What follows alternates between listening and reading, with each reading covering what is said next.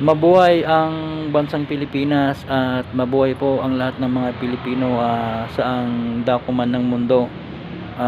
Taas no tayo kahit kanino. Ito po, nandito po ako ngayon sa Double Dragon dito sa Pasay City, Philippines. Yan po. Ito po yung ating makikita guys, yung lugar po ng Double Dragon at saka yung statue po nila dito guys. Itong rebulto na napakataas, na may taas na 6 story. Yan, 6 story po yung kataas nito at merong taas na 64 feet. Yan, ito naman po yung mga tower po dito sa Double Dragon guys. May 4 na tower po sila dito. Pwedeng pang opisina po. Yan, mga commercial po dito guys. Ito mga tower po nila dito. Yan po, yung mga building po dito ng Double Dragon. May 4 na tower po sila. At ito po yung 6 story na statue po ng Double Dragon. Yan po, kung makikita nyo po, simple lang po yung statue po dito.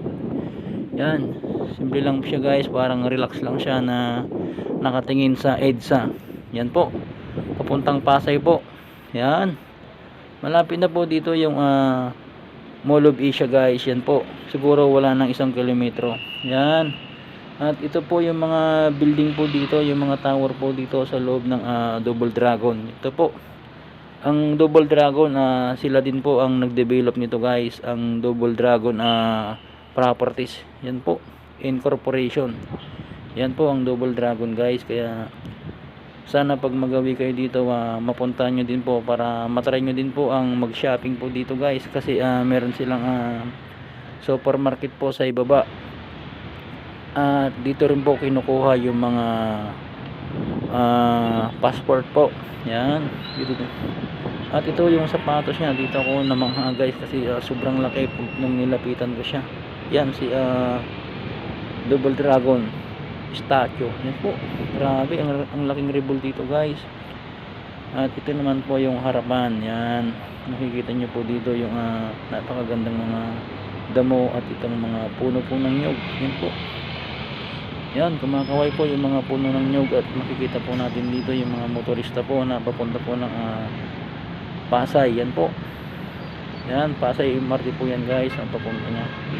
Yan, grabe talaga si statue po nila dito. Talagang ang lalaki ng mga sapatos. Yan po ang papuntang Pasay. Ito mga nakamotor po. At yung kabilang side naman po, yun po yung papuntang Mall of Asia. Yan po. Yung mga building na makikita nyo po, ang karamihan na may gawa dyan is SMDC. Yan po. Yan yung mga building na yan guys. Yan. Kaya pag napakapasyal po kayo dito, marami po kayo makikita dito sa Double Dragon po, dito sa Pasay. Yan po. At yung mga halaman po talaga nila dito, talagang ang gaganda po. Kaya marirelax ka po kapag pumunta ka dito. At lalong lalo na kapag makita mo itong fountain po nila dito guys. Yan po. Yan. Ito po yung pinakaharapan po ng Double Dragon Plaza.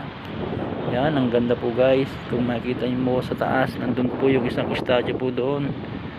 Ang sinasabi ng kamay niya, peace. Peace daw yung sinasabi ng kamay niya, yung nasa taas, na nakatingin sa EDSA. Yan po. Ito po yung fountain po na napakaganda ng mga pagmasdan habang namamasyal ka dito, habang naglalakad ka. Talagang mapapansin mo ito dahil nasa tabi lang ito ng kalsada guys. Yan po. At ito po yung araw-araw kong nadadaanan kapag nagpapa-deliver ako ng mga security guard doon sa Mall of Asia. Yan. Kaya nung isang araw nadaanan ko ito guys, ibinigay ko na rin po para may share po sa inyo ang Double Dragon po, kung ano po yung mga meron po dito. Yung statue po na napakataas, 6 story po yung kataas nito guys. Yan, ang gumawa po dito ay yung gumawa din ng statue po doon sa time sculpture doon sa SM Mega Mall. At yung The Victor, yan, isa lang po yung gumawa niyan guys. Yan, Filipino-American po yung gumawa niyan. Yan. Yan po yung sinasabi niya, peace daw, yung kanang kamay niya. At dito po makikita po natin dito yung mga puno ng nyug. Kumakaway po. Yan, malakas po yung hangin niya, kaya napaka presko po dito kahit alas 12 na po ng tanghali itong oras na to guys. Yan po, kaya medyo makulimlim po dito kasi yung araw po natatakpan po siya ng building, kaya minsan makulimlim po yung lugar. Yan po ang gaganda ng mga lugar po dito, talagang amazing ka po dito kapag nandito ka, kasi itong hangin pa lang ng mga puno napakalamig na. Yan po ang ating makikita, medyo maluwag pa po yung mga traffic po dito sa EDSA. Yan, dahil alas 12 pa lang po ng tanghali, pero mamaya po to mga alas 4, alas 5, alas 6 pauwi po ng Pasay. Yan na po yung heavy traffic na po talaga dyan guys. Yan po yung harapan ng Double Dragon Plaza. Yan guys, pwede kami mag grocery dyan guys. Yan, may supermarket yan. Yan po yung mga puno po talaga ng nyug, talagang napaka presko po dito pag kayo ay pupunta po o kayo ay maglalakad lamang po dito. Talagang masusulit nyo po yung lugar, talagang presko po. Yan, ito po ang Double Dragon guys dito sa Pasay. Yan po. At kung kayo po ay nandito po sa Double Dragon po, bali harapan lang po ito ng Heritage, pwedeng nyo na pong lakarin dito ang Baclaran po, Baclaran Church.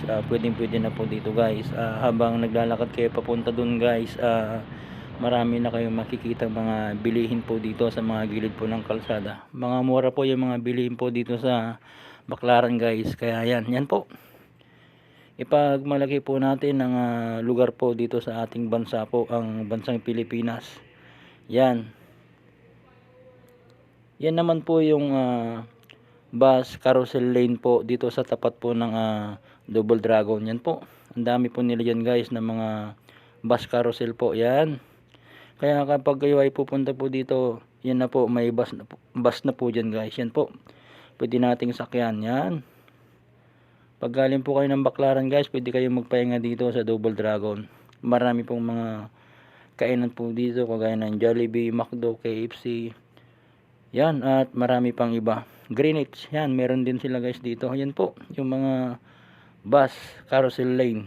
Yan po ang statue ng Double Dragon, 6 story. Yan, 64 feet po kataas yan guys. Yan po, simple lang po kung makikita natin siya na nakatingin po sa EDSA. Tinitignan niya po yung mga dumadaan po sa EDSA ng mga motorista po. Yan po ang bansang Pilipinas. Mabuhay Pilipinas.